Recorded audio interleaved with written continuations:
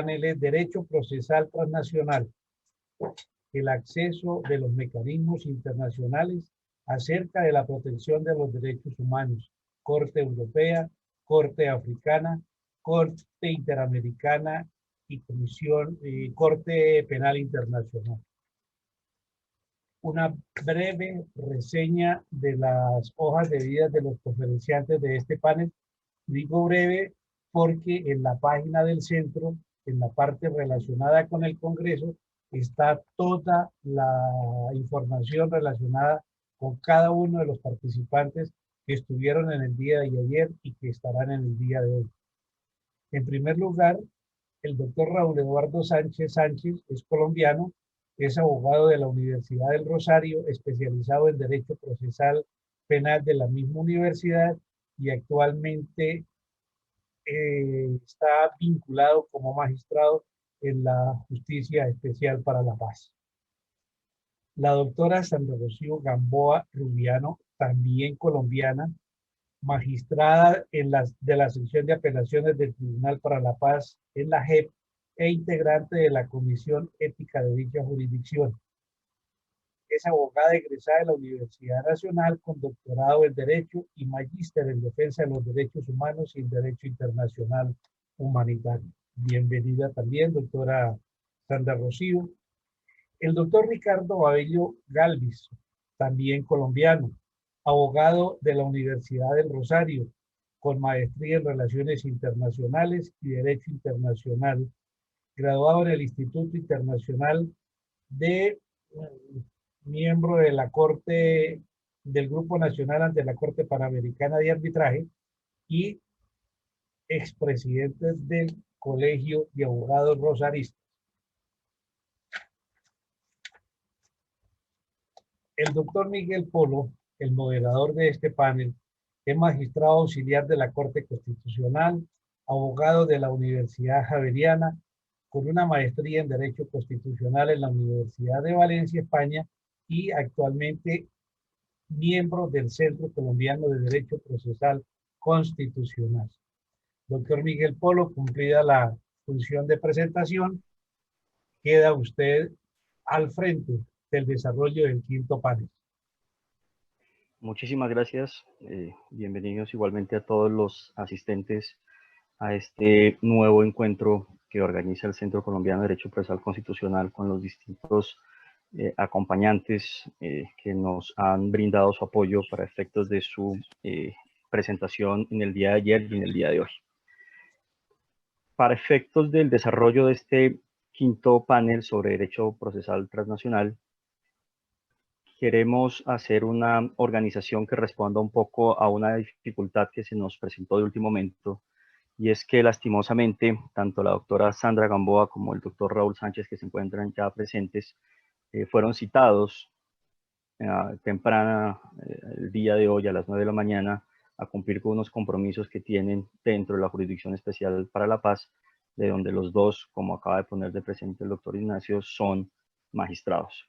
Por esa razón, dentro de la organización que planeamos con ellos para hacer la presentación de este panel, vamos inicialmente a darles la posibilidad de que hagan su presentación, que va a girar alrededor de unos 15 o 20 minutos, y finalmente va a terminar el doctor Ricardo Abello, que digamos no tiene esa dificultad y va a estar presente durante toda la jornada destinada para este quinto panel. Igualmente quisiera que, atendiendo a esa circunstancia y poniéndola de presente para todas las personas que nos están acompañando el día de hoy, si hay preguntas que se vayan surgiendo a partir de las presentaciones, tratemos de enviarlas con anterioridad para aprovechar precisamente el espacio que ellos nos pueden acompañar y no las dejemos para el final, teniendo en cuenta, digamos, esa circunstancia práctica que hace que eventualmente no podamos contar con la experticia de ellos para efectos de dar respuesta a los distintos interrogantes que tengan. Antes de darle inicio y para no quedarme con la palabra, quisiera simplemente contextualizar la importancia de este panel del derecho procesal transnacional en la circunstancia misma de que las distintas constituciones políticas, como ocurre con la Constitución Política de Colombia, paulatinamente han incorporado dentro de sus mandatos y básicamente como expresión de la profundización de la tercera ola democrática, mandatos directos a través de los cuales se hacen alusión a tratados internacionales.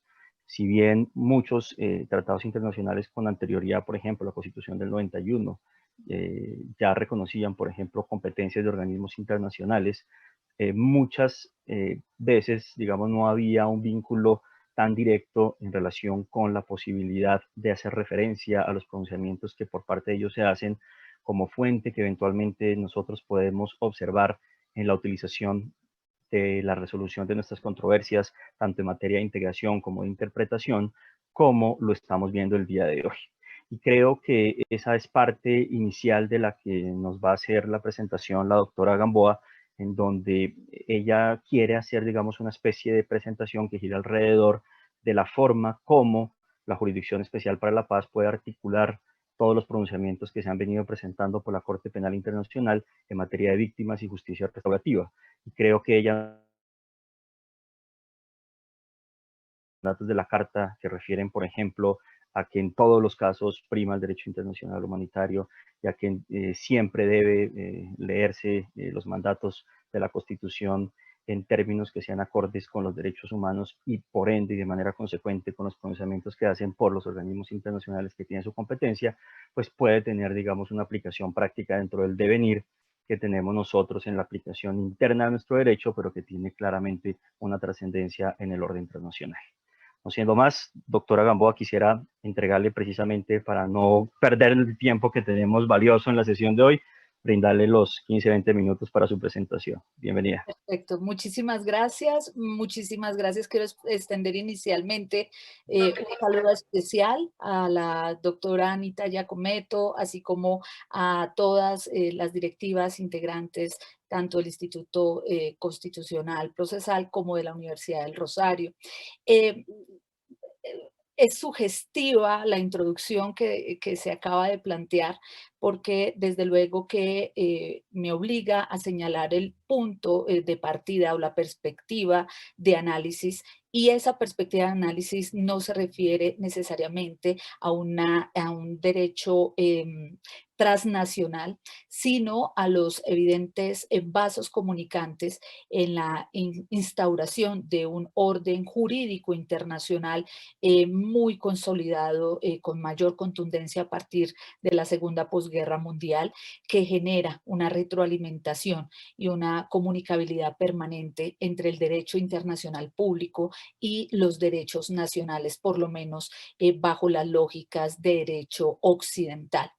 En esas condiciones, el discurso, la normativa, la aproximación y la filosofía de los derechos humanos se han constituido en la justificación fenomenológica e incluso ontológica de esa nueva visión del mundo como comunidad internacional, como países, entre comillas, en lógica de civilización.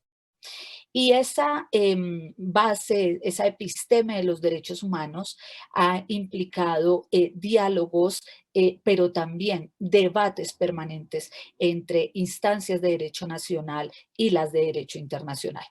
La Jurisdicción Especial para la Paz se configura en un escenario que en términos generales podría denominarse de transicionalidad, esto es, genera otro debate alternativo frente a estas lógicas de comunicación, si ustedes me permiten, cotidianas entre el derecho nacional y el derecho internacional. Y es una justicia transicional como escenario genérico que implica ya una aproximación en términos de superación de conflicto o una justicia que se determina en términos de la organización de lo que queda tras la culminación de los conflictos o de los escenarios de violencia política o social respectivos. Esa justicia transicional tiene un surgimiento en un sentido político y en sentido jurídico muy fuerte, ya como concepto, hacia la década de los 90. Esta ha sido la tradicional configuración y revisión de Teitel sobre el asunto, pero esta justicia transicional, como lo ponía de presente recientemente el actual relator especial para la justicia, para los derechos de la verdad, la justicia y la reparación y las garantías de no repetición de Naciones Unidas, es una justicia transicional que ya no puede tener un significado vacío o un significado que sea sencillamente contenido por los respectivos estados. Es una justicia transicional que se alindera, según esta visión de la Organización de las Naciones Unidas, con los contenidos mínimos de un Estado de Derecho. Y unos contenidos mínimos de un Estado de Derecho que se sintetizan en el mandato del actual relator especial en la lucha contra la impunidad. De ahí que la justicia transicional, que puede tener, como acabo de expresar, múltiples expresiones, formas de conducción, para hacer una justicia transicional que pueda, no solo en términos jurídicos, ser sostenible ante la normativa nacional, sino también ante la normativa internacional y que pueda instaurar dinámicas de verdadera no repetición, debe llenarse de esos contenidos de respeto por los derechos humanos. En ese contexto amplio están los derechos de las víctimas. Estos derechos de las víctimas que pueden ser observados en una visión duple, porque a partir de la exigencia de las víctimas, particularmente en los escenarios de derecho internacional de los derechos humanos, se ha configurado todo un estándar de reconocimiento, no solo de la condición de víctima, sino también de sus derechos. Y esos estándares han abrigado los derechos nacionales y en particular en lo que corresponde con Colombia, se ha catalogado ya como derecho fundamental los derechos de las víctimas, los derechos a la verdad, a la justicia, a la reparación y las garantías de no repetición. Estos derechos fundamentales de las víctimas además tienen una visión doble. Si ustedes revisan la jurisprudencia constitucional atinente en términos generales a las víctimas del conflicto de Colombia y particularmente a las víctimas en el contexto de la competencia de la Jurisdicción Especial para la Paz, estas víctimas tienen una dimensión no solo individual y colectiva muy fuerte y muy vinculada con esa lógica de no repetición. Entonces, ese escenario más amplio de justicia transicional al que hemos hecho alusión, que autores como Castillejo señalan que es una justicia nacida en el jardín, en una ilusión de la teoría liberal, ha sido transformada también por la visión constitucional colombiana y por la exigencia que las víctimas han hecho de sus derechos al interior, tanto de las diversas competencias y jurisdicciones en el derecho nacional, como con una incidencia muy fuerte en el derecho internacional. Ahora bien, ¿qué justicia transicional tenemos en Colombia? Con esto quiero decir, el género, insisto, es la justicia transicional. ¿Y cuál es la justicia transicional que tenemos en este momento, particularmente con lo que corresponde a la Jurisdicción Especial para la Paz? Y ese es un punto, a mi juicio, trascendental. La justicia transicional o el modelo de justicia transicional en el que se inscribe la JEP es un modelo de justicia restaurativa. Y es un modelo de justicia restaurativa que se vincula con el principio de centralidad de las víctimas. Este modelo de justicia restaurativa, si se revisa, es un modelo que contiene esta centralidad de las víctimas. Por eso, el principio de centralidad de las víctimas es un principio de la Jurisdicción Especial para la Paz. Es decir, no unas víctimas como un sujeto que poco a poco ha ingresado en el derecho, que poco a poco y tímidamente ha sido reconocido, sino unas víctimas que vienen de la mano de estos derechos fundamentales reconocidos en dimensiones individuales y colectivas que ingresan en un sentido de centralidad. Es decir, toda actuación al interior de la JEP, judicial, administrativa, toda operación interpretativa debe realizar este principio de centralidad de las víctimas que hace y se incorpora en el principio de justicia restaurativa. Esto implica que debe existir verdad restaurativa, justicia restaurativa, reparación restaurativa en los debidos contextos de la normatividad específica. Y lo interesante de este abordaje es que considerando las fuentes obligatorias, no solo en lógica del régimen de justicia transicional de la JEP, sino en lógica de la Administración de Justicia en Colombia como expresión, además de su Estado social de derecho, obliga a tener permanente atención a los referentes del derecho internacional público y en particular a los contenidos del derecho internacional de los derechos humanos, del derecho internacional humanitario y del derecho penal internacional. Estas tres ramas del derecho internacional público tienen, desde luego, contenidos que son básicos, que son fundantes y que, a su vez, alimentan y permiten la interlocución nacional dentro de la Administración de Justicia de la Jurisdicción Especial para la Paz. Pero eso también revela dificultades especiales, porque los regímenes no son necesariamente similares. Y una primera dificultad implica saber distinguir claramente lo que constituye un elemento de la cuestión de las situaciones competenciales de cada tribunal y lo que constituye realmente la base normativa. Pero sobre esas situaciones, una vez aclaradas esas situaciones, ¿qué se puede colegir? Se puede colegir que tanto el derecho internacional de los derechos humanos como el derecho penal internacional establecen la obligatoriedad de la participación judicial de las víctimas. Una participación judicial que debe ser real, no postergada ni postergable, y que debe implicar que esa afirmación en lógica del derecho internacional de los derechos humanos, de una participación no aparente sino real, tenga lugar en cada una de las actuaciones. Esto, desde luego, se entronca con las dificultades y los límites que implica la construcción y la administración de justicia en escenarios ad hoc.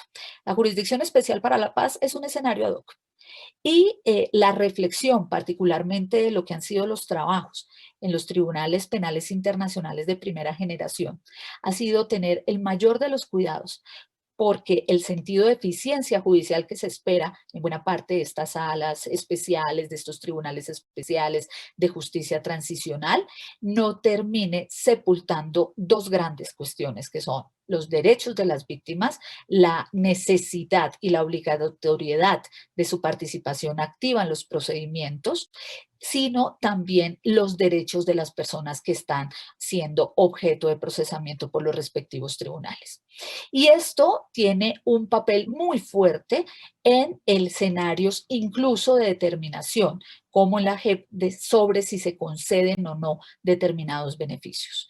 Estos beneficios transicionales exigen la participación activa de las víctimas en términos de las exigencias del derecho internacional, de los derechos humanos y del derecho penal internacional, que es ¿cuál? A medida que se incrementa la gravedad de una conducta, la participación de las víctimas debe ser cada vez más intensa. Y obsérvese que en la Corte Penal Internacional, que es un tribunal universal y permanente con una ambiciosa visión, esos principios no han sido relegados. Esta visión de las víctimas en cuanto a sus derechos individuales y colectivos se sigue realizando. Yo lo dejo por ahora hasta aquí, no quiero tomar tiempos de mis colegas y podemos seguir en la retroalimentación con posterioridad. Muchas gracias. Muchísimas gracias, doctora Gamboa. Muy interesante la presentación. En realidad creo que esa última afirmación, creo que a todos nos tomó anotándola porque da para un desarrollo bastante interesante en lo que podría ser la conceptualización del desarrollo de los procesos, sobre todo en el marco de realización de los derechos de las víctimas. Quisiera recordarles a todos nuestros participantes que van creciendo y van creciendo y van creciendo que todas las preguntas que quieran formular, existe dentro de la plataforma una espacio destinado para el efecto que se llama preguntas y respuestas. Les recuerdo que tenemos que aprovechar la presencia de la doctora Gamboa y del doctor Sánchez, miembros de la Jurisdicción Especial para la Paz, quienes lastimosamente van a tener que retirarse a las 9, por lo que nuevamente les hago un llamado para que si tienen preguntas a partir de la presentación que ellos han realizado, el doctor Sánchez ya le voy a dar la palabra para el efecto, por favor la envíen antes de esa hora para poder retroalimentar precisamente la labor que estamos realizando el día de hoy. Sin más introducción, quisiera entregarle la palabra al doctor Raúl Sánchez, quien igualmente va a detener su presentación en lo que hace referencia al estudio de las víctimas, su rol y la progresión de la forma como paulatinamente los distintos instrumentos internacionales han ido ampliando su marco de participación dentro de los procesos respecto a los cuales tienen su posibilidad de activación en búsqueda de la satisfacción de sus derechos a la verdad, la justicia y la reparación. Doctor Sánchez, le entrego la palabra igualmente por 15-20 minutos. Muy buenos días, muchas gracias, doctor Polo. Muchas gracias a la doctora Anita Giacometto por la gentil invitación, al doctor Ignacio. Muy feliz de participar en este 7º congreso. Ya recuerdo cuando se creó el Instituto Colombiano de Derecho Procesal Constitucional y con mucha alegría estamos hoy aquí celebrando su 7º congreso. A la doctora Sandra, al doctor Ricardo, buenos días a todos los participantes. En efecto, vamos a trabajar en estos 15-20 minutos justamente lo relativo al acceso que derecho internacional le permite a las víctimas desde la diversidad de los tratados internacionales. Yo tengo una presentación en PowerPoint que quisiera compartir con ustedes. Entonces, procedo a compartirla. Obviamente, como dijo el doctor Polo, pues cualquier inquietud, comentario es absolutamente bienvenido. Entonces, dicho esto, justamente hablaremos del acceso, las facultades, las prerrogativas de las víctimas en sus actuaciones ante la Corte Penal Internacional. Lo primero, pues, que hay que señalar es que dentro del proceso histórico de los sistemas de justicia penal y en particular dentro de los sistemas de justicia transicional y transnacional, es necesario abordar la concepción de víctima desde los primeros tribunales modernos de justicia transicional, esto es, Nuremberg y Tokio, en donde en principio no hubo una mayor consideración respecto a las víctimas, situación que se verifica mediante la revisión pues, objetiva en ambos tribunales. En primer lugar, los juzgamientos de los criminales de guerra tenían como búsqueda de resultados el castigo y la retribución, y que en torno a las víctimas se buscara una justicia de carácter simbólico mediante el juzgamiento de un número pequeño de personas cercanas a los círculos de poder.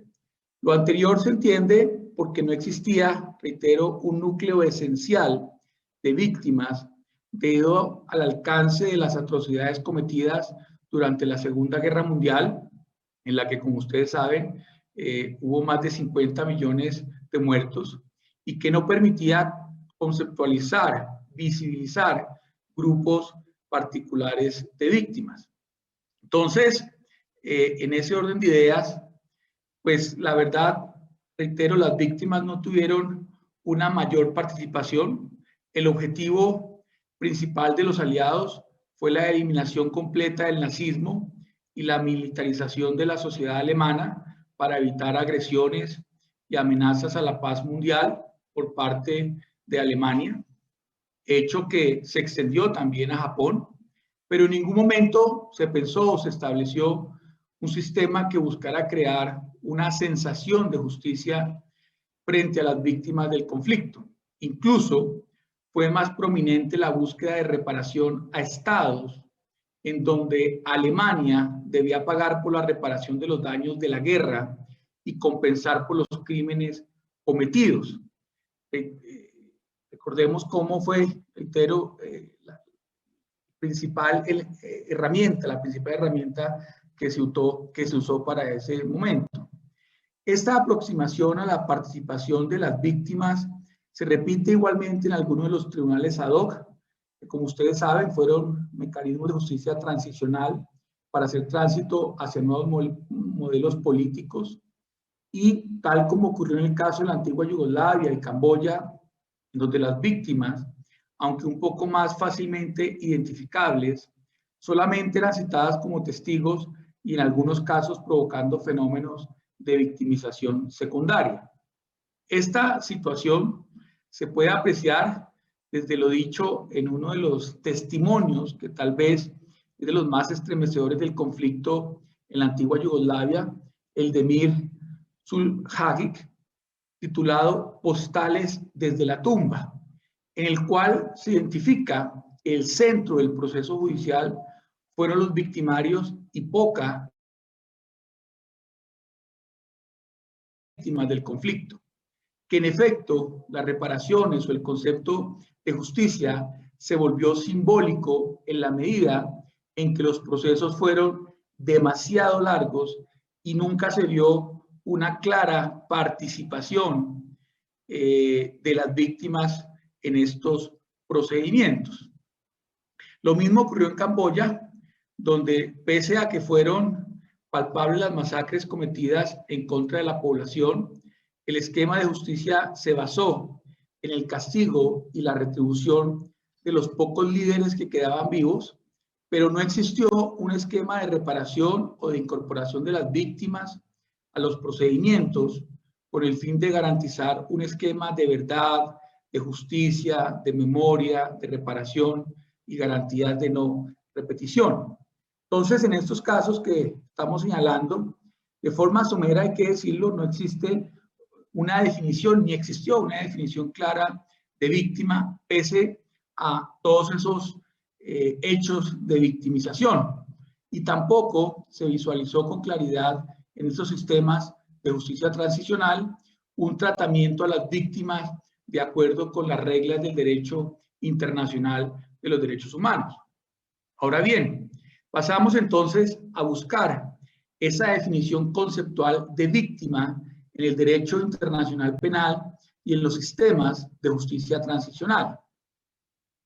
Pese a que las víctimas de crímenes internacionales desempeñan un papel clave en la creación de un concepto de autoridad de la Corte Internacional de Justicia, en argumentos judiciales no ha sido posible determinar para ellos un concepto de identificación. Adicionalmente, porque la construcción del concepto de víctimas que pretendemos lograr es necesario hacer una correlación o interrelación entre lo que es la justicia penal internacional y lo que es la justicia transicional. Esto bajo el entendido de que sin víctimas no hay crímenes internacionales, no podrían haber delitos, autores ni testimonios que demuestren que se cometieron delitos internacionales y que obviamente ninguna circunscripción podría funcionar si no es bajo el amparo justamente de las víctimas. Las reglas de procedimiento y prueba, tanto de los tribunales ad hoc de Yugoslavia y de Ruanda, contienen una definición muy limitada sobre las víctimas. Por ejemplo, bajo la regla 2, literal A, de las reglas de procedimiento y prueba de ambos tribunales, una víctima es aquella persona en contra de quien se comete un crimen sobre el cual el tribunal tiene jurisdicción.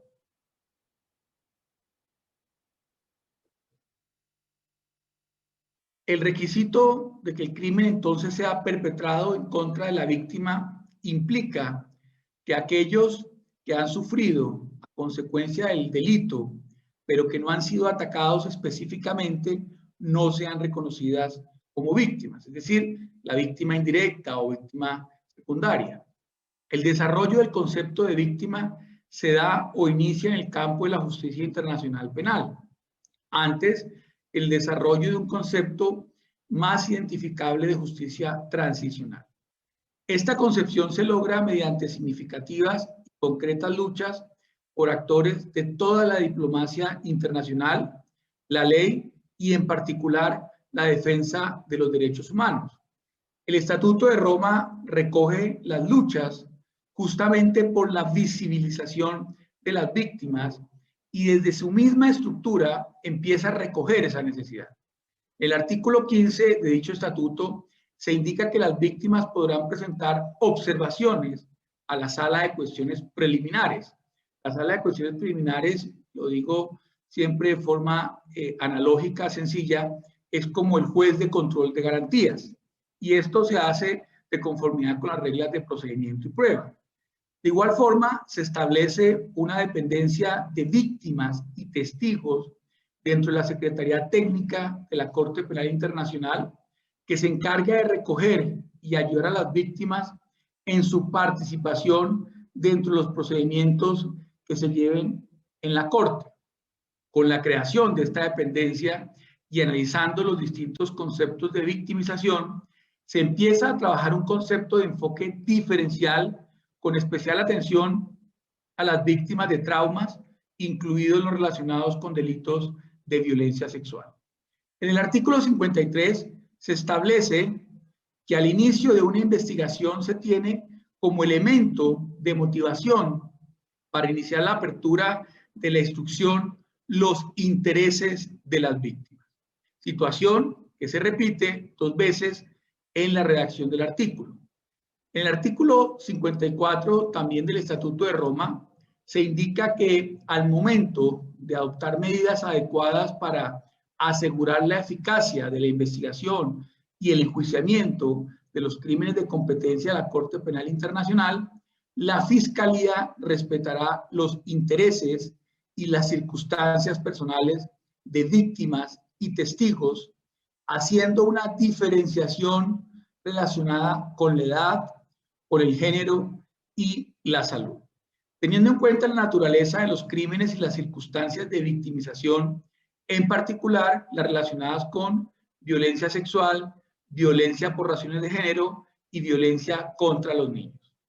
En el sentido de que los intereses de las víctimas son esenciales para el avance del proceso, la Fiscalía y la Secretaría de la Corte Penal Internacional deberán realizar todas las gestiones necesarias para hacer comparecer a las víctimas, asegurando su protección y el respeto de la intimidad de ellas. Estos postulados, aunque provienen de la justicia internacional penal, se interrelacionan con la definición de justicia transicional, ya que al ajustar las medidas antes mencionadas, se estructura el principio de verdad, el de justicia, y en las decisiones que se adopten en las fases de indagación, justamente se está valorando el interés de las víctimas directas e indirectas. La regla número 85 de las reglas de procedimiento y prueba considera justamente la evolución del papel y la definición de las víctimas en el derecho internacional. La regla 85 dispone que por víctimas se entenderá las personas naturales que hayan sufrido un daño como consecuencia de la comisión de algún crimen de la competencia de la Corte. También por víctimas se podrá entender las organizaciones o instituciones que hayan sufrido daños directos o algunos de sus bienes que esté dedicado a la religión, a la instrucción, las artes, las ciencias o la beneficencia o a sus monumentos históricos, hospitales y otros lugares y objetos que tengan fines humanitarios. Para poder ser sujeto de la definición, entonces, una persona debe demostrar que sufrió daños como resultado de la perpetración de cualquier crimen bajo la jurisdicción de la Corte. No hay requisito que el crimen sea perpetrado directamente en contra de él o de ella, o que el daño ya sufrido haya sido causado directamente por el delito.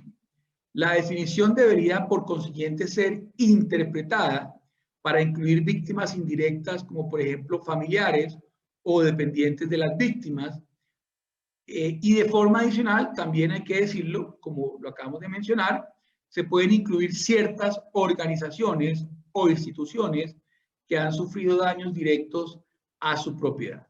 Entonces, la definición está conectada al papel más amplio, pensando en el Estatuto de Roma para las víctimas. Aquellos que son considerados víctimas bajo la regla número 85 pueden ser autorizados para participar en los procedimientos de la Corte y buscar reparación. En similar sentido, el Estatuto de Roma ofrece herramientas para que se garantice el concepto de reparación al indicar en el artículo 93 la posibilidad de solicitar medidas cautelares a los efectos de un decomiso que, en particular, beneficie en última instancia a las víctimas.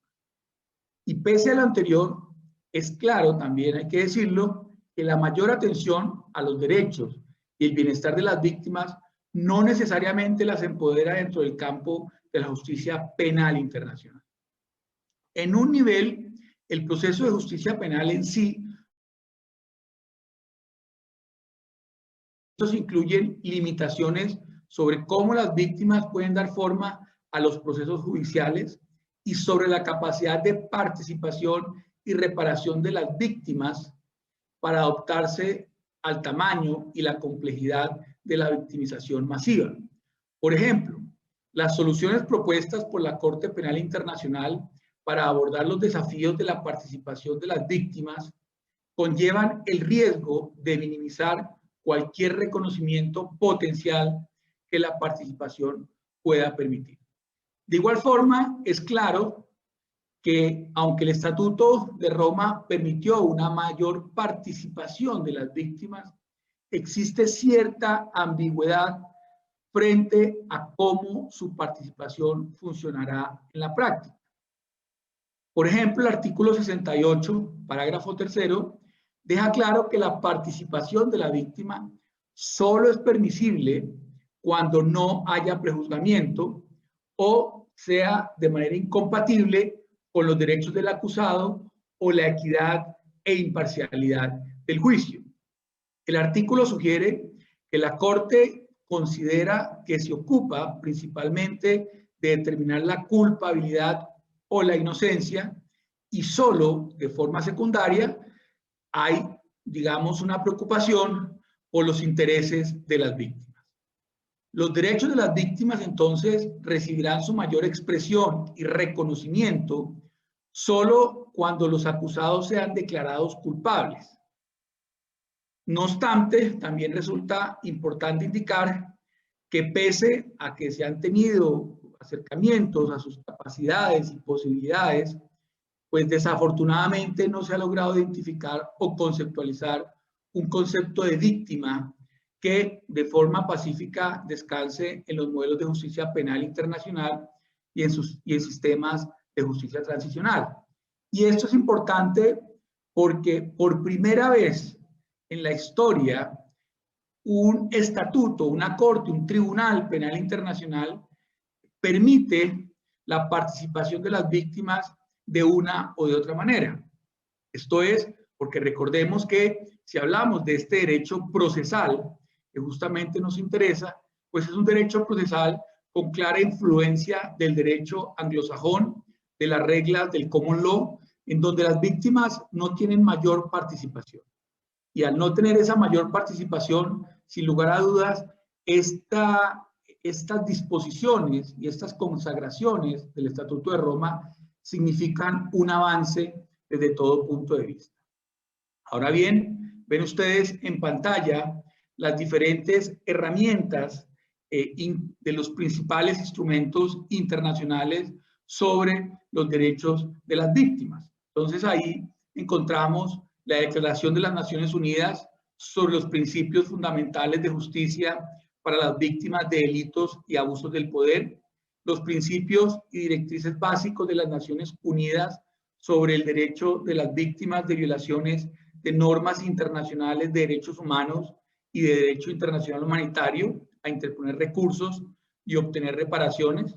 También son llamados los principios de Van Boven y Bassioni.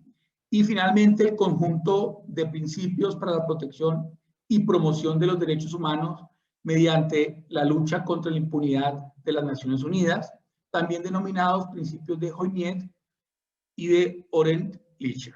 Entonces, dicho esto, pues hay que decirlo, que hay una serie de caminos para acceder a la Corte Penal Internacional. Hay unas facultades, hay unas herramientas, unas capacidades de las víctimas, y es importante también, y con esto pues creo que ya se me está agotando el tiempo, señalar justamente cómo algunos tratados internacionales señalan justamente una mayor participación de las víctimas. Por ejemplo, dentro del esquema de la jurisdicción universal, muchas veces por la dinámica de los conflictos internacionales o no internacionales, se permite la participación de las víctimas en crímenes o delitos internacionales.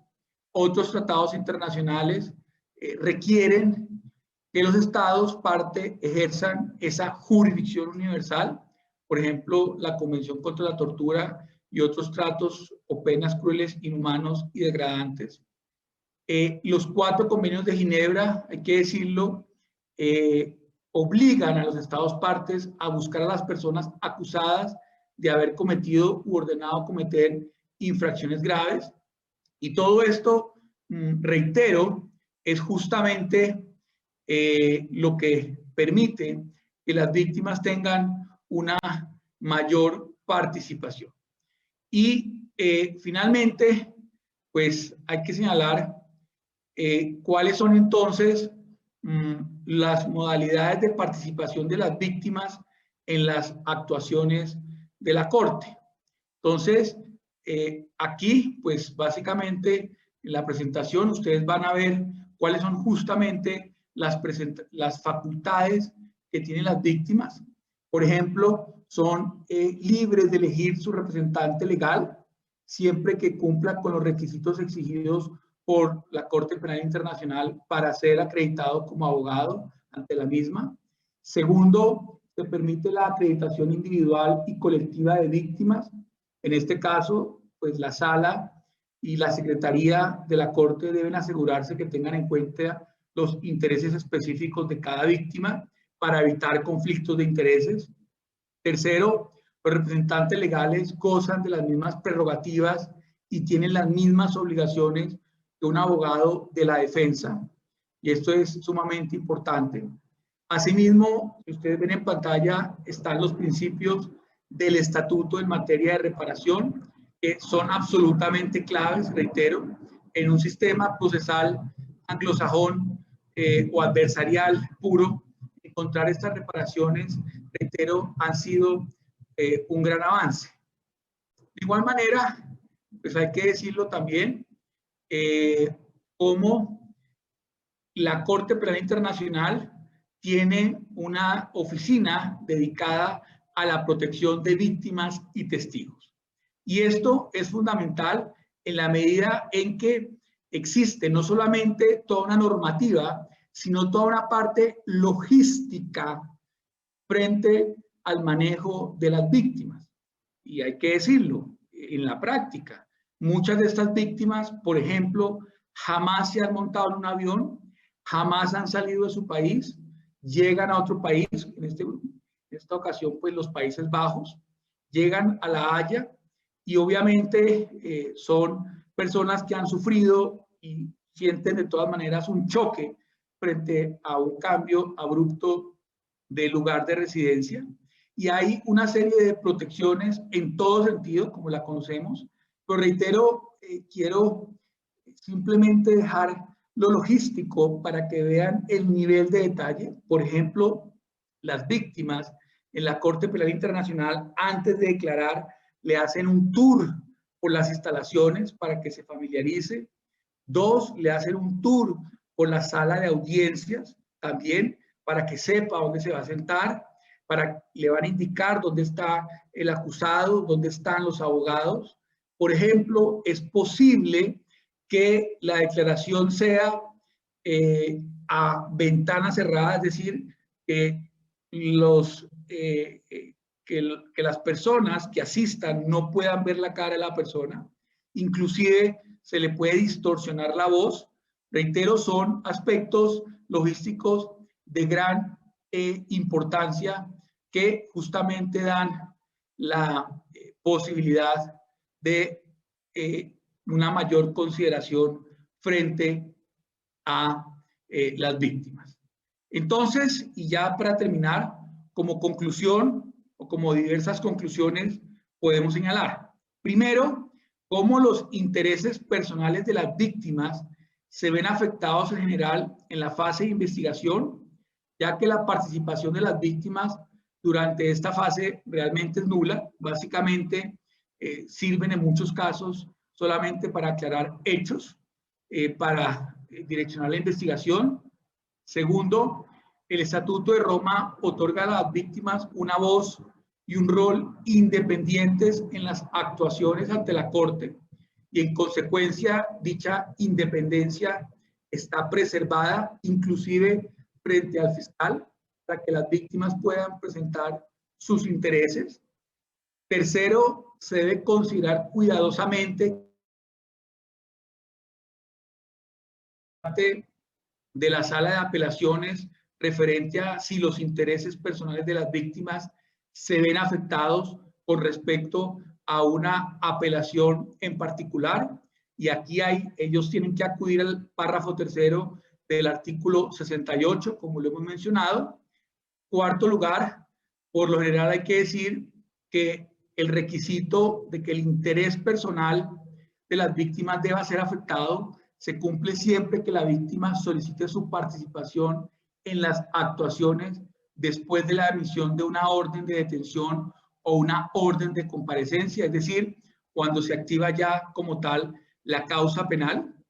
En quinto lugar, el interés fundamental de las víctimas en la determinación de los hechos, la identificación de los responsables y la declaración de su responsabilidad constituye la raíz del derecho a la verdad.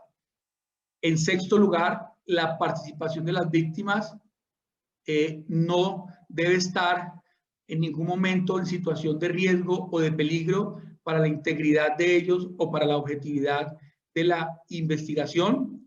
De igual manera, y de conformidad con la subregla 1 de la regla 89 de las reglas de procedimiento y prueba, la Fiscalía y la Defensa tienen la prerrogativa de responder a cualquier solicitud de participación presentada por las víctimas. En octavo o séptimo lugar, hablamos nuevamente de una definición clara de víctimas en la regla número 85, víctimas directas o indirectas o que pueden ser personas naturales o jurídicas. Y finalmente, la sección de participación y reparación de las víctimas debe hacer una distinción entre aquellas víctimas que solicitan participar en las actuaciones de aquellas víctimas que solamente buscan la reparación. Y esto, digamos, es sumamente importante en la medida en que, reitero, y es algo que para mí siempre fue muy interesante, cómo se puede mezclar en un sistema adversarial puro, como es este caso, la participación fundamental en diversas etapas o procedimientos ante la Corte. Muchas gracias. Muchísimas gracias, doctor. Quisiera aprovechar que fueron formuladas 4 preguntas y agruparlas y dirigirlas rápidamente teniendo el tiempo que tenemos a disposición. Para la doctora Gamboa me formulan 2 interrogantes que me parecen interesantes para que ella los pueda unificar a una sola respuesta, si le parece. Por una parte, ponen de presente los intervinientes que si por vía jurisprudencial se ha reconocido esos derechos de las víctimas a la justicia, la verdad y la reparación, ¿qué pueden hacer precisamente las víctimas para pasar de ese reconocimiento a la realidad en casos concretos que son objeto de conocimiento de la JEP? Y dentro de esa perspectiva también me preguntan que a partir del reconocimiento de la centralidad como principio, si la JEP ha evaluado de alguna forma las sesiones que ha hecho a puerta cerrada en relación con varios miembros de las FARC. Gracias. Precisamente estaba, mientras el colega hacía su interesante exposición, tratando de responder todas las preguntas para no seguir quitando tiempo, sobre todo de los demás colegas que bueno, lamento que no voy a poder estar en estas disertaciones. Ya he tenido la oportunidad de estar en otros momentos con el doctor Ricardo Abello. Lamento no poder estar. Tuvimos en nuestra última en nuestro último encuentro un interesante debate sobre Jus Cogens, que he tratado de resolver en algunos de mis votos disidentes, que quiero invitarlo a que lo vea.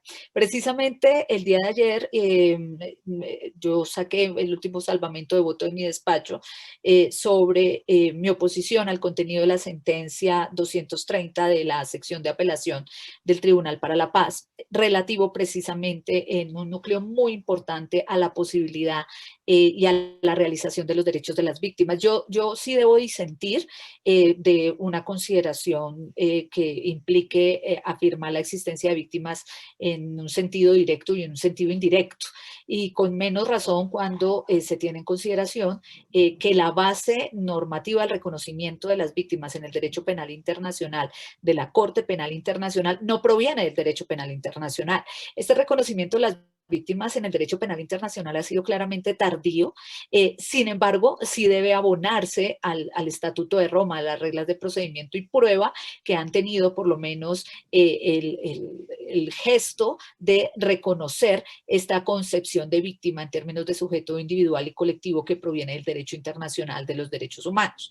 De modo que esas consideraciones tardías que hace el derecho penal internacional de las víctimas le ha implicado, a través de la cláusula contenida en el artículo 21 del Estatuto de Roma, de derecho aplicable, obligarse a establecer que las víctimas tienen actividades no solo que se dirigen a la participación ulterior o un poco analizar esta cuestión de intereses personales de las víctimas, que es un asunto que sí genera una visión desde mi perspectiva, desde la perspectiva del derecho internacional de los derechos humanos, errónea entre víctimas directas e indirectas. Las víctimas son sujetos individuales y son sujetos colectivos. Y a modo de ejemplo, el estatuto referido al procesamiento de los casos de desaparición forzada señala que una categoría que seguramente podría llegar ulteriormente a asimilarse a la víctima directa, es en realidad una víctima directa, es la persona que impidió la realización de un hecho de desaparición forzada. Esta cuestión ha sido claramente definida y ya superada en el derecho internacional, y el derecho penal internacional tiene dinámicas que, como bien puso de presente el colega Raúl, corresponden a la realización de su escenario de competencia. Tiene una competencia universal profundamente reducida, donde las víctimas desde luego tienen limitaciones en la lógica de acreditación, porque es un tribunal dirigido al mundo. No obstante, tribunales como la Jurisdicción Especial para la Paz no pueden aplicar las mismas lógicas restrictivas de un tribunal que funciona en lógica de complementariedad. Y esa centralidad en un tribunal para la paz implica participación desde las etapas iniciales de las actuaciones. Como lo señalé en mi voto disidente de ayer, participación en los procesos de selección y de priorización de los casos deben ser consultadas, porque sus victimizaciones no son importantes, o porque se dejan al futuro, o porque no se determinan y sencillamente se relegan. Esta participación debe establecerse también en términos de realización de su derecho a la verdad. Y es posible que el derecho a la verdad que se ha recogido en jurisdicción penal ordinaria sea claramente insuficiente, porque se aplicó un mecanismo de justicia premial, un procedimiento para culminar rápidamente la actuación, mientras que en una lógica de justicia restaurativa esas libertades no podrían tener lugar. Tiene que ser escuchadas a las víctimas, escuchadas desde la voz de las víctimas de sus organizaciones, como bien lo señaló el colega Raúl. El Estatuto de Roma reconoce esa dimensión individual y colectiva tanto en personas jurídicas como en personas naturales vulnerables y todas estas víctimas deben participar, deben intervenir, deben ser escuchadas y ningún magistrado en un sistema propio de un Estado de Derecho puede tomar decisiones hasta que las víctimas no expresen claramente cuál es su postura y hasta que se resuelvan sus observaciones y sus dudas en términos de providencias judiciales. Muchísimas gracias, doctora. No sé si el doctor Raúl quisiera agregar algo sobre el punto. Yo me debo retirar. Igualmente, minutos. Sí, doctora. Sí, doctora. Muchísimas gracias. Muchas gracias Les por su agradezco mucho, participación. Muy doctor atenta por las Ricardo, de nuevo un respuestas. gusto, doctor Polo, Raúl, un gusto, nos seguiremos viendo. Un Que gusto tengan muy buen Ya verla. día. nos vemos. Que tenga buen día, doctora. Hasta luego, muy buen día. Chao. Le extendería, doctor Raúl, pues la posibilidad de pronunciarse también sobre esas preguntas. Y igualmente quisiera plantear algo en relación con la posición que plantea la doctora Gamboa en relación con la categorización de víctimas directas e indirectas, y le agregaría otra pregunta que nos dirigió el público, y es en relación con las críticas que se han formulado a las actuaciones de la Jurisdicción Especial para la Paz, si se consideraría que responden más a un contexto político o si eventualmente se entendería que podrían subyacer en relación con algún problema de configuración tanto del orden procesal con el que funcionan o digamos, alguna dificultad de carácter organizacional. No, en primer lugar, pues hay que decirlo, nosotros tenemos un cuerpo normativo absolutamente claro, desde hasta los últimos decretos reglamentarios con fuerza de ley, pues ese es nuestro marco normativo y con base en eso es que nos movemos.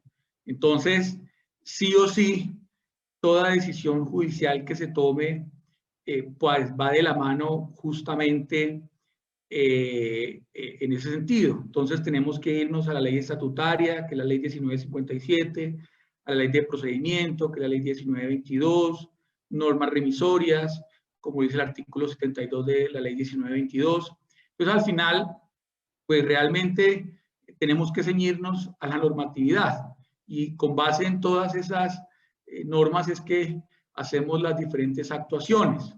Ahora bien, yo pues no puedo entrar a referirme de si una audiencia es reservada, no es reservada, si tiene o no algún tipo de publicidad, en la medida en que primero yo soy órgano de cierre en materia constitucional, en la medida en que soy segunda instancia en todo lo que tiene que ver con tutelas y no quisiera dar una opinión justamente porque no sabemos cómo sea el devenir.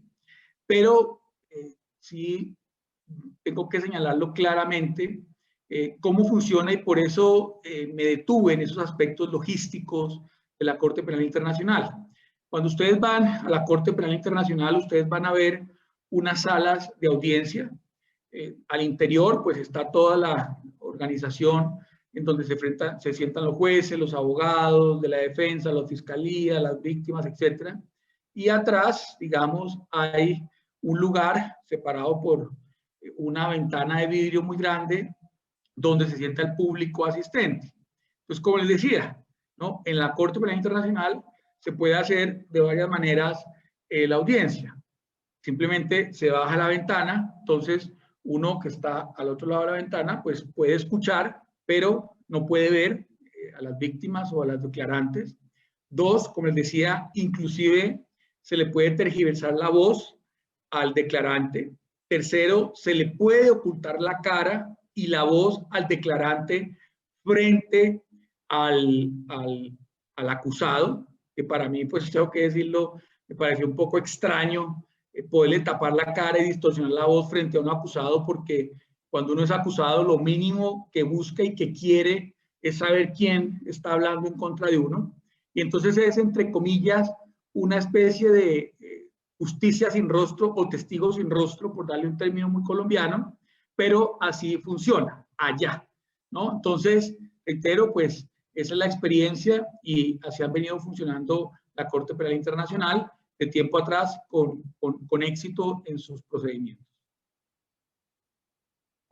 Bueno, muchísimas gracias, doctor. Igualmente creo que también estaría la excusa para que no nos acompañe el resto de la jornada, teniendo en cuenta que igualmente fue convocado para sesión plena en el tribunal. Y por Sí, ende, señor. pues le agradecemos que nos haya acompañado en esta parte inicial de la presentación de esta mesa temática.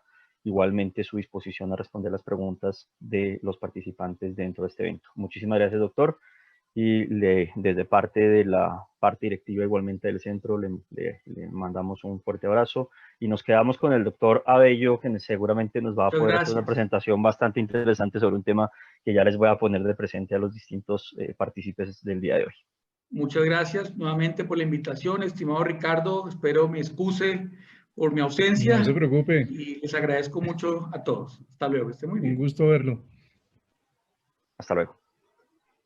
Bueno, continuando con nuestra sesión, y dada, digamos, el elemento sui generis que tuvimos el día de hoy para esta mesa, vamos igualmente a darle un tiempo de 15-20 minutos al doctor Abello para que nos haga su presentación, la cual va a girar en relación con dos temas que me parecen de suma trascendencia y creo que muy vigentes para el día de hoy de las discusiones que tanto en la comunidad jurídica como creo que en términos generales en el país político estamos teniendo, y es el ámbito de competencia que tienen los tribunales internacionales en materia de derechos humanos. Él señala, digamos, una primera parte de su presentación que va dirigida a determinar cuál es el rol que tiene el individuo a partir, digamos, de estos instrumentos. Si lo podemos categorizar como sujeto del derecho internacional o si lo podemos categorizar como sujeto de protección. E igualmente va a enfocar una segunda parte de su presentación, seguramente con base en esta primera, y es determinar el marco de competencia de la Corte Interamericana de Derechos Humanos a través de una conclusión inicial que él plantea, que creo que comparto y creo que es parte quizás de la mayor divergencia y discusión que se presenta, es que es un tribunal que inicialmente se previó con una competencia, digámoslo, limitada. Sus normas de procedimiento trataron de enfocar el marco de competencia sobre el cual se pronunciaría e igualmente creería yo los derechos convencionales que serían susceptibles de protección hacia el desarrollo de una jurisprudencia que paulatinamente ha ido ampliando e incluso diría y me atrevería de ponerlo de presente antes de su presentación, doctor Abello, con creaciones, digamos, jurisprudenciales importantes como el de la famosa técnica del control de convencionalidad. Entonces, le doy la palabra igualmente con el tiempo señalado y invito a los distintos participantes a que vayan pensando las preguntas para que aprovechemos su intervención. Bienvenido. Bueno, buenos días a todos y a todas, a todos los que nos están viendo aquí en este séptimo congreso. Quiero, pues obviamente, empezar por agradecer muy especialmente a la doctora Anita Giacomet Ferrer, al doctor Ignacio, a nuestro moderador Miguel Polo, así como a la doctora Sandra Gamboa y al doctor Raúl Eduardo Sánchez Sánchez, con quien pues siempre es un gusto compartir panel y que hoy pues por razones de laborales pues tuvieron que empezar y retirarse en este momento, pero espero que estoy seguro que hemos disfrutado todos de esas magníficas presentaciones que ellos hicieron, en donde hay muchos elementos además que yo retomaré dentro de mi presentación, sobre todo con esa evolución de esos tribunales ad hoc, como lo mencionaba tanto la doctora Sandra como el doctor Raúl, en donde pues hay una serie de elementos que son muy importantes en todo lo que tiene que ver con esta protección de derechos humanos y precisamente la defensa de los mismos y de, sobre todo, sobre quien debe recaer todo esto que son los individuos o somos los individuos. Y para esto, pues hay muchas discusiones teóricas que se han presentado con relación a cuál es el alcance que tenemos los individuos en estos tribunales internacionales o en estos tribunales ad hoc. Y fíjense cómo esa figura precisamente de ser sujeto de derecho internacional o ser sujeto de protección en el derecho internacional, pues tiene una serie de alcances que son muy interesantes. y que pues obviamente generan un poco también cómo es esa dinámica que se maneja dentro del proceso y esas diferentes etapas procesales. Entonces, pues para empezar, cuando se toma la idea de crear estos tribunales de protección de derechos humanos, en Europa, por ejemplo, se crea como un tema donde lo primero que se debe hacer es acudir a la comisión. Y fíjense que es la comisión, y esto tanto en el Sistema Europeo de Protección de Derechos Humanos, como en el Sistema Africano de Protección de Derechos Humanos, como en el Sistema Interamericano de Protección de Derechos Humanos, es absolutamente claro en un comienzo, en el que los individuos, una vez que han agotado la jurisdicción interna del Estado y que no ha habido esa reparación o esa satisfacción bajo el alcance de reparación y como lo establece el proyecto de responsabilidad del Estado por el hecho internacionalmente ilícito del año 2001 de la Comisión de Derecho Internacional, en donde se establece precisamente esa figura maravillosa en términos de reparación que va más allá de la in integrum restitutio, más allá de esa reparación económica, sino que debe haber una satisfacción. Entonces, para poder llegar a esa satisfacción, que es la que precisamente le abre el campo a todos estos, a toda la justicia restaurativa, es supremamente interesante ver todo ese desarrollo a la luz del derecho. Discute cuál es el alcance que tiene ese individuo con relación a ese proceso, porque se agota la jurisdicción interna y los individuos tienen la obligación de ir a la comisión. Y es en la comisión donde se empieza a adelantar todo ese proceso donde el individuo sin lugar a dudas tiene un rol fundamental como víctima o como presunta víctima. Y por el otro lado, quien tiene el pleno manejo del caso es la comisión.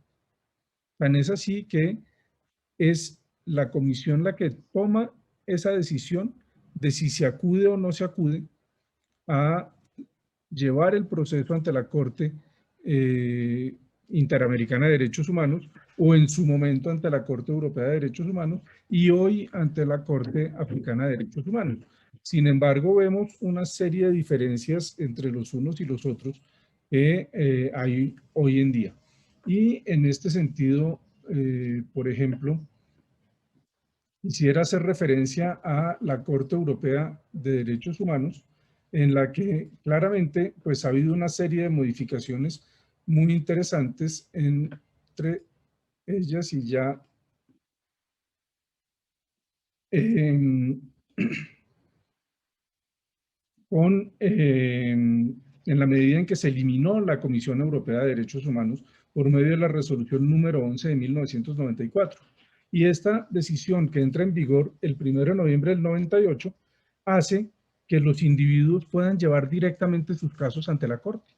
Y fíjense que esto cambia totalmente el procedimiento que se ha venido estableciendo, que era, al menos en un comienzo, y no de forma simultánea en los tres, porque todos han tenido momentos diferentes, una visión diferente hacia la categoría que tiene el individuo en el derecho internacional. Entonces, fíjense cómo pues es supremamente interesante ver cómo hoy en día los individuos en el Sistema Europeo de Protección de Derechos Humanos sí pueden llevar sus casos directamente ante la Corte Europea.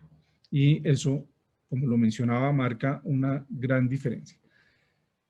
Con relación al sistema africano, pues es muy interesante porque el esquema fue el mismo. Y es la comisión la que puede llevar el caso.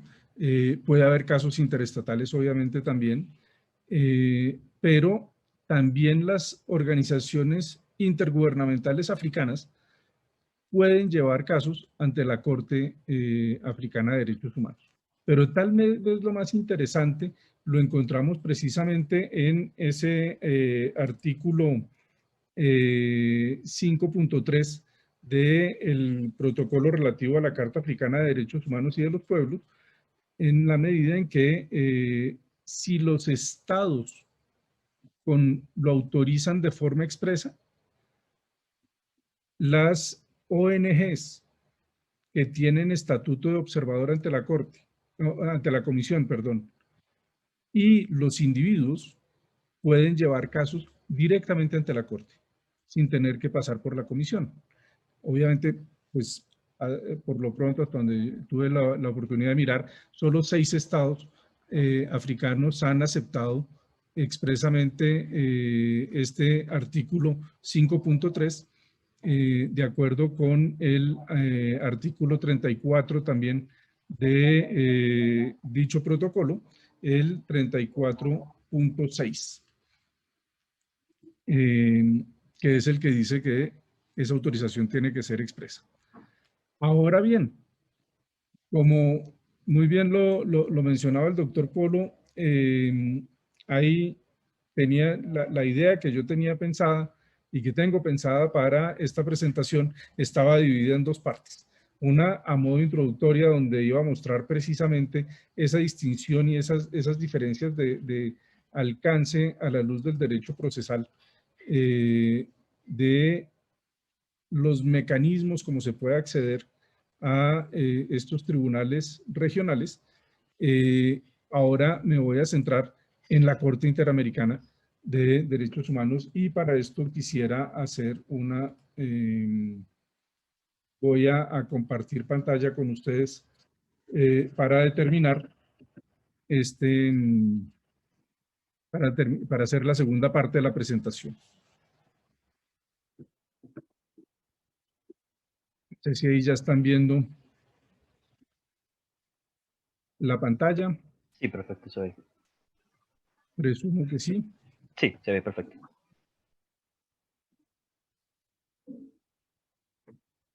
Bueno, entonces veamos cómo muy rápidamente tenemos que la Convención Americana sobre Derechos Humanos, más conocida como Pacto de San José, es la que le otorga con precisión esa competencia tanto a la Comisión como a la Corte Interamericana de Derechos Humanos de esa competencia que pueden tener. Entonces, pues todos lo sabemos, el Pacto de San José es del 69, Colombia deposita el instrumento de ratificación en el 73, y la competencia de la Corte, que es esa también declaración de aceptación de esa competencia que tiene que ser expresa, se da en el 85, cuando finalmente pues la Corte empieza finalmente a sesionar.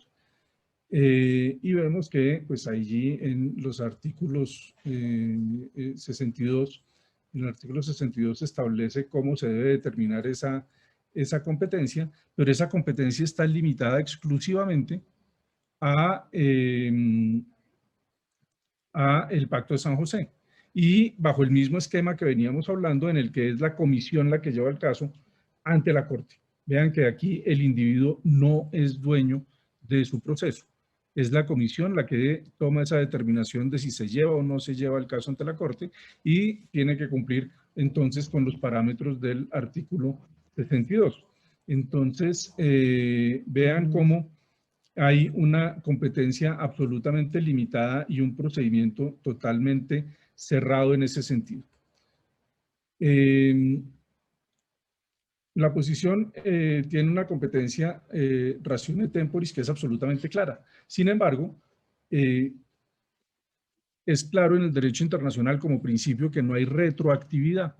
Sin embargo, vean lo que ha pasado, y todo empieza con el caso Moiguana, de la comunidad Moiguana contra Surinam, donde en el año 2005, teniendo en cuenta que Surinam ratifica el Pacto de San José en el 87, ese mismo día presenta esa declaración de aceptación de la competencia de la Corte Interamericana, y presenta los casos que son objeto de análisis ocurrieron el 29 de noviembre del 86.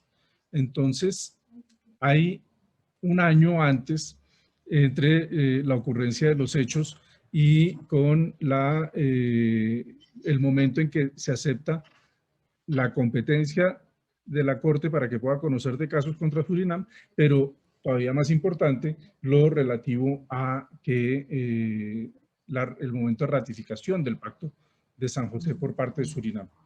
Y la Corte decide que sí puede conocer del caso. Obviamente, divide claramente los hechos y dice, efectivamente, los hechos ocurren con anterioridad, pero yo puedo conocer de todos los efectos que se han seguido produciendo como consecuencia de esa violación de derechos humanos. Entonces, aquí la diferencia es de 1 año y por esa razón, pues, tal vez los estados dejan pasar sin mayor discusión ese hecho de determinar a partir de cuándo la Corte es competente. Mirémoslo ahora con relación a el protocolo adicional o el protocolo de San Salvador, que pues es del 88, entra en vigor en el 99, Colombia deposita en el 97. Y establece claramente cuál es esa competencia que puede tener la Corte Interamericana con relación a este protocolo. Y dice derechos sindicales y derecho a la educación, el artículo 8 y el 13. Aquí esto es supremamente interesante en la medida en que pues todos sabemos que los derechos económicos, sociales y culturales son progresivos y es curioso que haya existido esta limitación precisa a los derechos sindicales y el derecho a la educación. Sin embargo, la misma Corte Interamericana en los casos González Yuy contra Ecuador, en la opinión consultiva número 23 sobre medio ambiente y derechos humanos, empieza a darle un mayor juego a el protocolo de San Salvador. Ya, además, viene una diferencia sustantiva en esto, y es que pues ya dejamos de hablar de derechos económicos, sociales y culturales de los DESC, para hablar de DESCA, en la medida en que se incluyen los ambientales también. Y en estos casos, por ejemplo, el magistrado Sierra Porto ha sido muy crítico de esta ampliación que le da a la procesabilidad que puede tener el protocolo de San Salvador ante la Corte Interamericana, que le es dada por estos casos que ya mencioné, el González Yuy y Lagos del Campo, primero contra Ecuador, el segundo contra Perú. Entonces, aquí ya se le empieza también por parte de la Corte Interamericana a dar una mayor competencia, la que inicialmente había sido acordada convencionalmente entre los estados. El caso de la Convención Americana para Prevenir y Sancionar la Tortura también es bien interesante en la medida en que, pues aquí, en el caso Obama-Velázquez, que tal vez es el caso icónico por excelencia de la Corte Interamericana, en la medida en que es en este caso donde la Corte finalmente plasma los grandes principios que van a regir en materia de responsabilidad y en materia de competencia. Y es muy curioso que aquí la Corte haya dicho que es claro que no tenía competencia clara en virtud de ese tratado para conocer de los casos sobre tortura. Sin embargo, como lo podemos ver aquí en la diapositiva, dice, como todavía existían algunos países miembros de la Organización de los Estados Americanos que no eran partes de la Convención Americana y no habían aceptado la competencia de la Corte, los redactores de la Convención contra la Tortura decidieron no incluir un artículo que hiciera referencia expresa y exclusiva a la Corte Interamericana para no vincularlos indirectamente a la primera de dichas convenciones. Pero una vez que ya todo estaba funcionando, pues lo que se deduce de acá era que sí tenían esa intención y con base en esa intención, la Corte determina que puede ser competente para conocer de este tratado. Entonces, pues voy a pasar rápidamente y vemos cómo en los puntos resolutivos de este caso, la Corte dice que efectivamente de forma directa aplica la Convención Interamericana para Prevenir y Sancionar la Tortura. Con relación a la desaparición forzada de personas, y aquí esto es bien interesante porque esta convención fue negociada y adoptada en Belém do Pará, es decir, en el 94, también con la Convención de Belém do Pará sobre los derechos de las mujeres. Y vemos cómo en cada uno de los tratados, y siendo el mismo día, se decidió convencionalmente que habría una competencia totalmente distinta con relación a la desaparición forzada que con relación a la Convención Belém do Pará. Entonces, vean cómo en el artículo 13 de la desaparición forzada se establece claramente que se alegue la desaparición forzada de personas estará sujeto a los procedimientos establecidos en la Convención Americana sobre Derechos Humanos y en los estatutos y reglamentos de la Comisión y de la Corte en materia de derechos humanos, incluido lo relativo a las medidas cautelares. Esto con relación a la desaparición forzada. Pero miremos lo que dice ahora en la Convención Belém do Pará, que, insisto, misma conferencia, las mismas fechas, los mismos estados parte. Y en ese sentido vean cómo en el artículo 11 de la Convención para prevenir, sancionar y erradicar la violencia contra la mujer, nos encontramos con que los estados partes en esta convención y la Comisión Interamericana de Mujeres podrán requerir a la Corte Interamericana de Derechos Humanos opinión consultiva, pero no competencia para que conozcan de la violación del tratado sobre la interpretación de la convención. Y en el artículo 12 dice que cualquier persona o grupo de personas o entidad no gubernamental legalmente reconocida en uno o más estados miembros de la organización puede presentar a la Comisión Interamericana de Derechos Humanos peticiones que contengan denuncias o quejas de la violación del artículo 7, solo del artículo 7, no de los demás. Entonces vean que aquí convencionalmente se le dio una competencia totalmente limitada a la comisión en este caso, y no se hace referencia a que la Corte Interamericana pueda conocer de casos por violación de la Convención Belém do Pará. Sin embargo, pues en el penal Castro contra Perú empieza a haber un cambio de la Corte en este sentido, y por esa razón vemos cómo empieza a aplicar la Convención Belém do Pará en sus decisiones. Pero lo hace a modo interpretativo. No sanciona directamente por Belém do Pará, lo hace en ese vínculo que hay entre los artículos violados de Belém do Pará con los artículos del Pacto de San José. Entonces lo hace simplemente a modo interpretativo sin entrar a utilizar directamente Belém do Pará. Y por eso utiliza en la sentencia la palabra en conexión con los artículos de Belém do Pará. Pero llega el caso del campo algodonero contra México. Y fíjense esta sentencia que también es un hito en la medida en que finalmente ante esa crítica que le había hecho la doctrina a la Corte Interamericana con relación a que no había aplicado Belém do Pará, decide aquí que debe haber una interpretación sistemática y demás, pero una interpretación teleológica y el principio del efecto útil. Pero lo más interesante es cuando llegamos entonces a la decisión y declara directamente que hay violación de Belém do Pará. Entonces vean cómo en estos casos la Corte Interamericana ha ido ampliando su competencia frente a los diferentes tratados, y este fenómeno pues es absolutamente interesante y marca también un mayor juego del individuo frente a los procedimientos en la Corte. No podemos olvidar tampoco que pues las reformas que hubo tanto a los estatutos como reglamento de la Comisión y de la Corte, pues sí le han dado un mayor juego al individuo en todos estos procedimientos, pero hay una diferencia que aún no se ha terminado de unificar, y es el hecho de si el individuo es o no es sujeto de derecho internacional frente a los tribunales regionales en materia de protección de derechos humanos.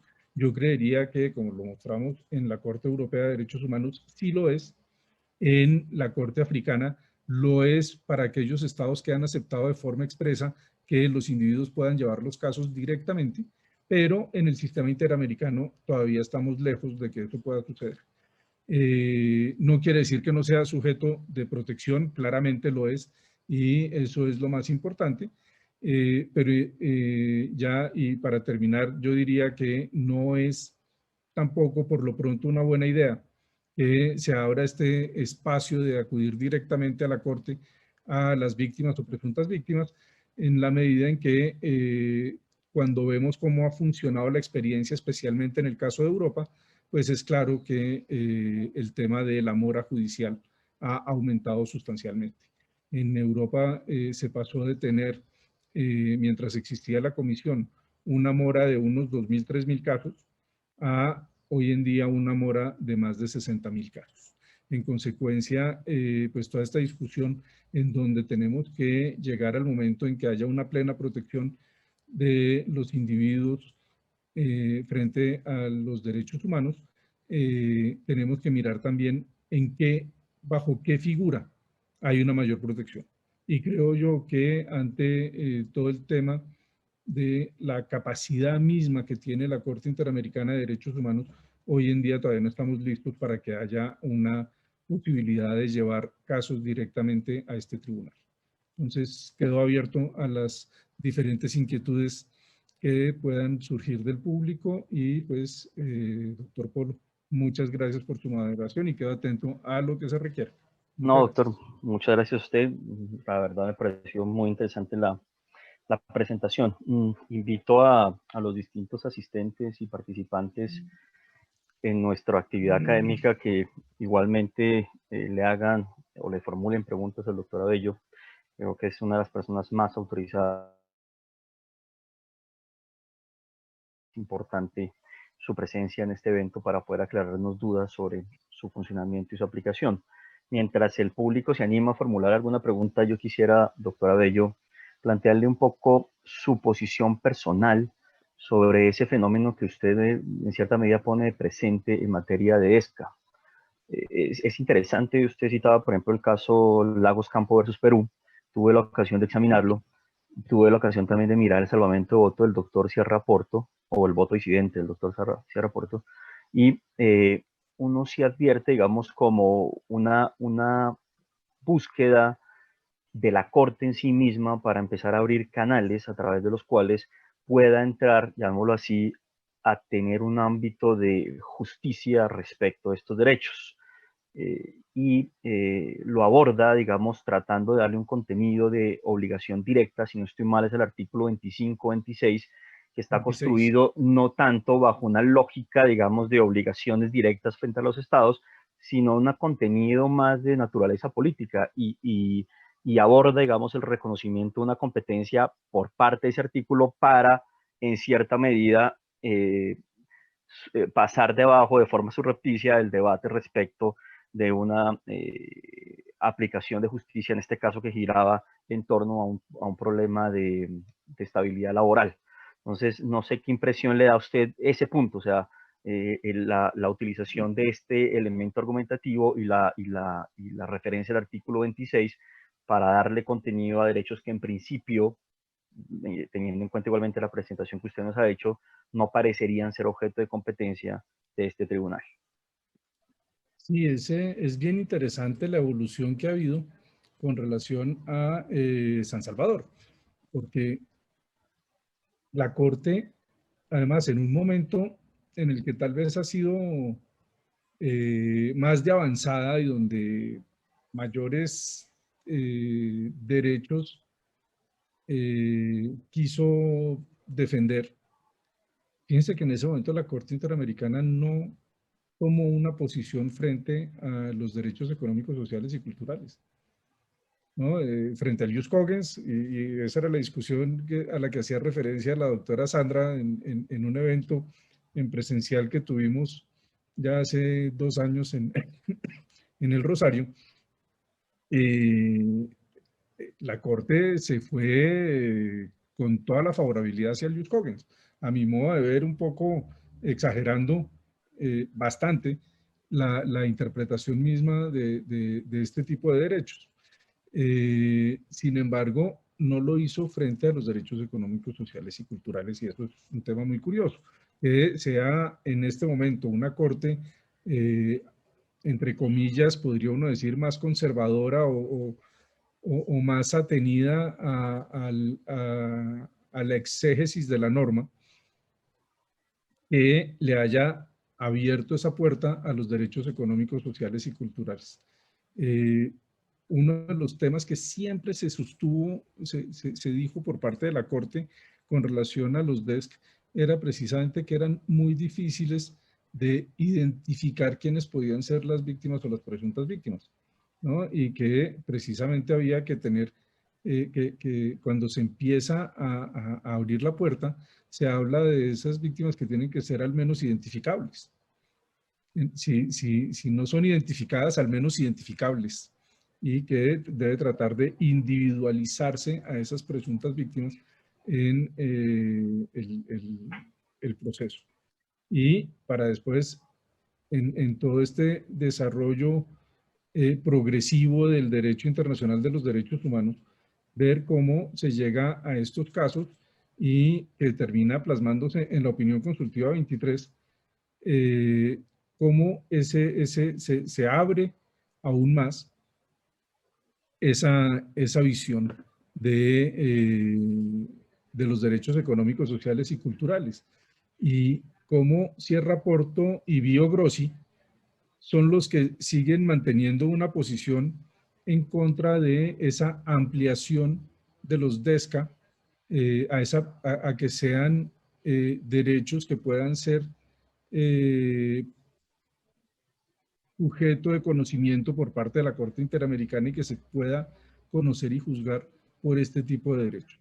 Es claro también que aquí pues hay un paso gigantesco que se da con relación a la protección del medio ambiente en la medida en que se logra ya de forma mucho más clara, porque al comienzo solamente se había hecho a la luz de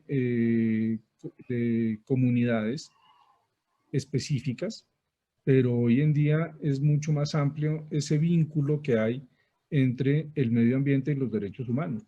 Entonces, fíjense cómo la Corte lo cambia de ese concepto del derecho internacional del medio ambiente, que es absolutamente interestatal, derecho del medio ambiente, a un derecho al medio ambiente, que ahí deja de ser interestatal y empieza a incluir a todos los individuos y cómo todos los individuos además podemos hacer exigibles esos derechos cuando se están afectando derechos humanos por la violación de las normas de medio ambiente.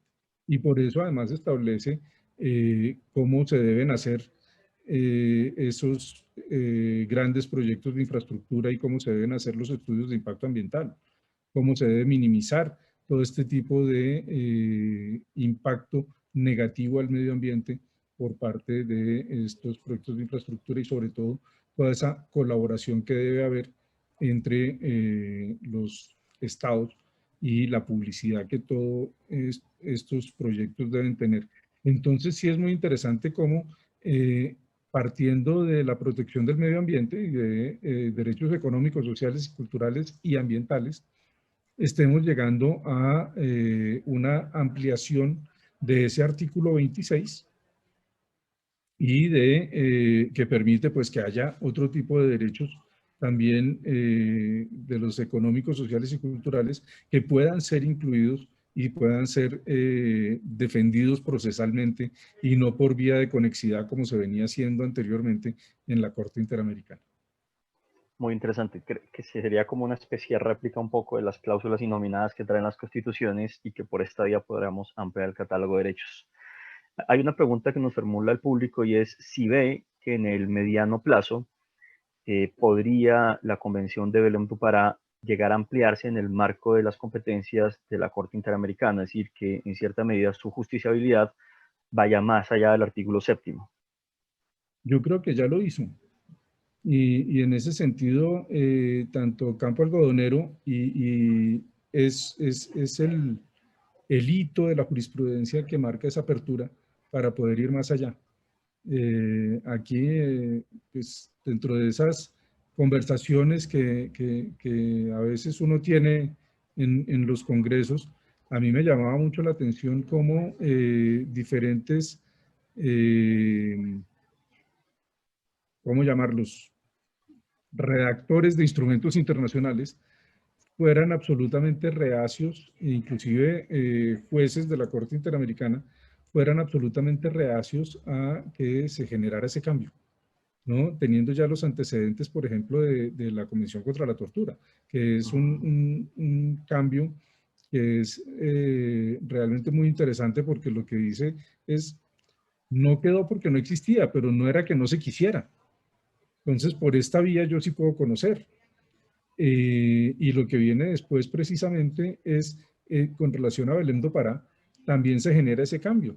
Y lo que llama mucho la atención, porque bueno, yo les comento que había esa dificultad para que se incluyera, y finalmente pues llega el caso del penal Castro contra Perú, donde la Corte lo hace, pero a mi modo de ver lo hace tímidamente, y también eso genera críticas, ¿no?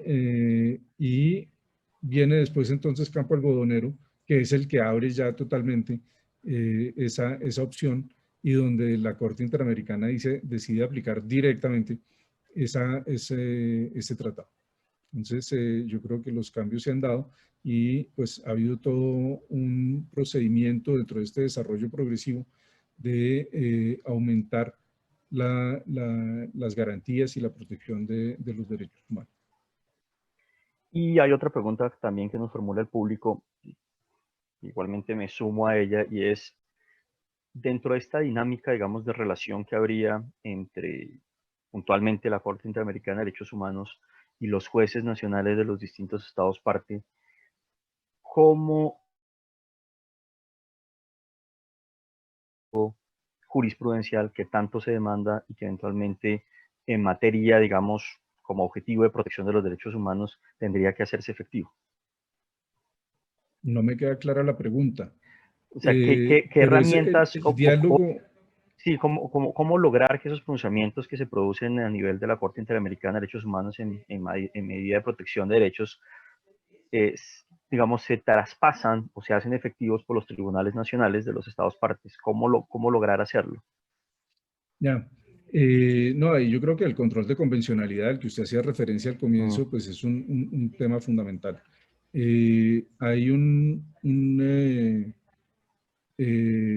problema complejo, pero yo creo que precisamente en las últimas decisiones de la Corte Interamericana, esto se ha venido como aclarando y plasmando. Y es, dentro de todas las críticas que se le hace a la Corte Interamericana, con relación a esa visión equivocada, a mi modo de ver, de considerar que esos tribunales internacionales que creen saber más que nuestros tribunales nacionales y que nuestro legislador, y que no saben que nosotros tenemos en nuestra legislación interna este procedimiento, pues es claro que hay un olvido a los artículos 1.1 y 2 del Pacto de San José, precisamente, donde son los estados los que se han comprometido frente a los demás estados y ante estos organismos internacionales a que el ordenamiento jurídico interno esté acorde con, con los tratados internacionales, y en este caso específico con el Pacto de San José.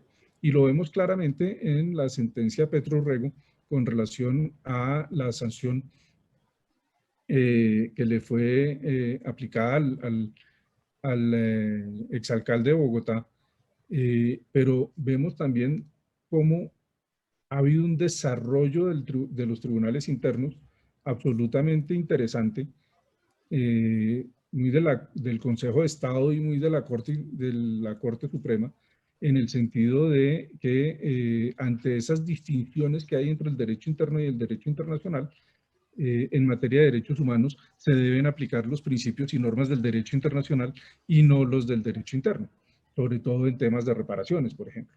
Entonces, eso creo que es un paso fundamental, sobre todo en ese diálogo entre los tribunales internacionales, en este caso en concreto la Corte Interamericana, con los altos tribunales del derecho interno que han llevado a que para evitar precisamente ese volumen de litigiosidad que puede haber de casos que se llevan a la comisión y que más adelante van a llegar a la Corte Interamericana, como disminuir ese número de casos por temas simplemente en los que, habiendo reconocido que había una violación de un derecho fundamental, no se haya tenido en cuenta una reparación de acuerdo con los parámetros del derecho internacional, y eso generaría a futuro una eventual sanción contra el Estado por un tema que era meramente económico en un momento dado. Entonces, fíjese que ese diálogo ha crecido, se ha venido dando. Hay jueces que han empezado a tener en cuenta al momento de hacer el análisis de esa ecuación normativa de cuáles son las normas que se deben tener en cuenta para tomar una decisión, lo ha hecho, lo han venido teniendo en cuenta. Ahora, creo que el paso siguiente, el reto que tenemos ahora es cómo hacer para que esa visión baje, ¿no? Porque la tenemos en este momento ya en los altos tribunales, pero necesitamos que empiece a bajar, y creo que esa sería una fórmula, entre otras, para disminuir el número de tutelas que llegan después para revisión a la Corte Constitucional, y la litigiosidad y los casos que llegan más de los que deberían llegar a las altas cortes. Doctor, muchísimas gracias. Creo que la respuesta directa. Quizás ahí le agregaría un punto, y es que sería siempre interesante también que el operador judicial tenga en cuenta el pro homine, ¿no? Y en los casos en los cuales la protección sea más amplia por el derecho nacional, igual la siga priorizando incluso sobre el pronunciamiento que pueda existir a nivel internacional. Sobre la base de lo expuesto, pues yo agradecería a todos los participantes en esta quinta mesa de trabajo, a usted particularmente por habernos acompañado durante toda la sesión y brindarnos esta parte final de diálogo y de respuesta hacia las preguntas del público y a la particular que yo le formulé. Y daría entonces la palabra a la parte de dirección del encuentro para que podamos continuar con las mesas subsiguientes. Muchísimas gracias. Gracias, doctor Miguel Polo, por la excelente moderación en este quinto panel Derecho Procesal Transnacional. Igualmente, la gratitud de la organización del séptimo Congreso de Derecho Procesal Constitucional con el tema Desafíos y Retos en la Nueva Década, en una conmemoración de los 30 años de la Constitución Política de Colombia, para los doctores Raúl Eduardo Sánchez, la doctora Sandra Rocío Gamboa y el doctor Ricardo Abello. De verdad que enriquece el evento, y creo que los participantes deben estar regocijados por estos banquetes jurídicos en temas nuevos, en temas de muchísima actualidad, y que son la proyección que debemos tener los abogados hacia el más allá de lo que está pasando en esta nueva concepción del poder, de la justicia, de la cultura y de la pandemia en el mundo. Invito a un receso hasta las 10 de la mañana. A las 10 de la mañana iniciamos el panel número 6, interpretación de las normas procesales atendidas a la condición de vulnerabilidad del grupo.